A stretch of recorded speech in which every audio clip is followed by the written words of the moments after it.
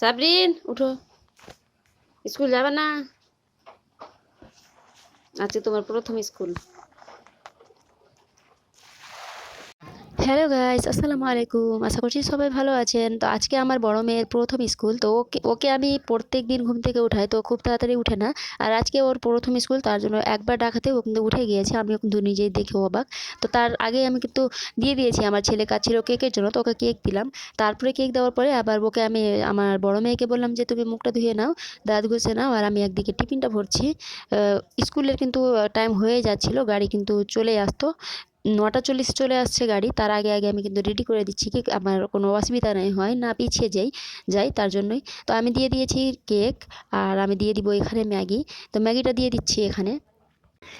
এই টিফিনগুলো আমি কালকেই কিনে নিয়ে এসেছি, কালকে বিকেলে। আমাদের বাড়ি থেকে কিন্তু বেশি দূরে না, রোডের ওপারে দোকান আছে, তো ওখান থেকে না কিনে নিয়ে চলে এসেছি।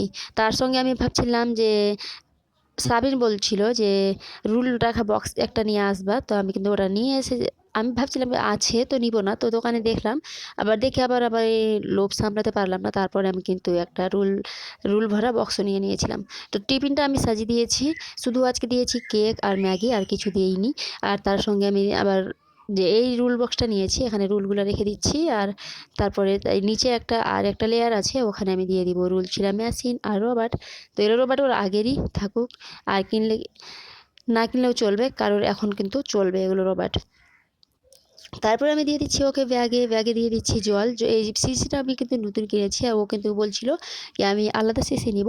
তো কোনো ব্যাপার নেই, আমি আবার নিয়ে দিব ওকে। তো এটাতেই কাজ চালিয়ে নিব। আর এটা কিন্তু পুরাতন সিসি না, এটা আমি নতুন সিসি ওর জন্য কিনেছি, তো ওর চয়েস হয়নি। তো আমি বললাম কি আমি তোমাকে পরে একটা ভালো সিসিগুলো, দামি সিসিগুলো নিয়ে দিব। তো বলেছে কি ঠিক আছে, কোনো ব্যাপার নেই। তো ব্যাগে আমি এখানে টিফিনটা ভরছিলাম, তো এখানে টিফিনটা থাকছিল না, ছোট হয়ে যাচ্ছিল, তার জন্য আমি আবার অন্য এতে চেন খুলে আমি টিফিনটা দিয়ে দিয়েছি। তারপরে আবার সাবিন আপু ফোন করলো গাড়ি চলে এসেছে নাকি, তো বলছে কি দাঁড়িয়ে আছি। তারপর আমি তাড়াতাড়ি করে রাখতে গেলাম। এবার আপনারা ভাববেন যে এত বড় মেয়ে আজকে প্রথম স্কুল, তবে ওটা না, অন্য স্কুলে পড়ছিল। আমি যে আজকে প্রথম স্কুল যেটা গেল, এটা কিন্তু অন্য স্কুলে আমি ভর্তি করেছি।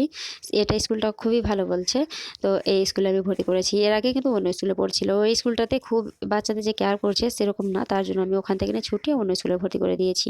ড্রাইভারকে বলে দিলাম যে আজকে প্রথম স্কুল, একটু ওকে অফিসে ভিজিট করে দেবে। তো বলেছে কি হ্যাঁ ঠিক আছে। এরকম তো স্কুলে রুলস খুব ভালোভাবে ওরা মানে, যে বাচ্চাদেরকে কীভাবে রাখবে। সোয়েটার কই গো?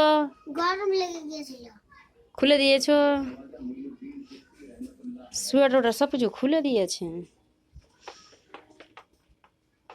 স্কুল থেকে এসে ভাত দিলাম, ভাত খেয়েছো, তো তোমাকে ভালো লাগলো না, তার জন্য মুড়ি খাচ্ছো। তো এবার কিছু কথা জিজ্ঞাসা করে নি, স্কুলে কেমন লাগলো? দারুণ লাগলো। আপনি রুল দিয়েছিলেন, তো রুলি ম্যাম এটা পারলাম না গাইস আমি বলতে, আবার বলছি চেষ্টা করছে।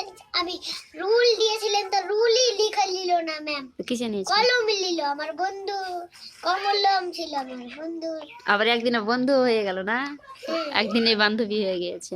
না ভালো, একটা বান্ধবী করে নিবা, আর ফার্স্টের বেঞ্চে বসবা, বুঝেছো? হুম।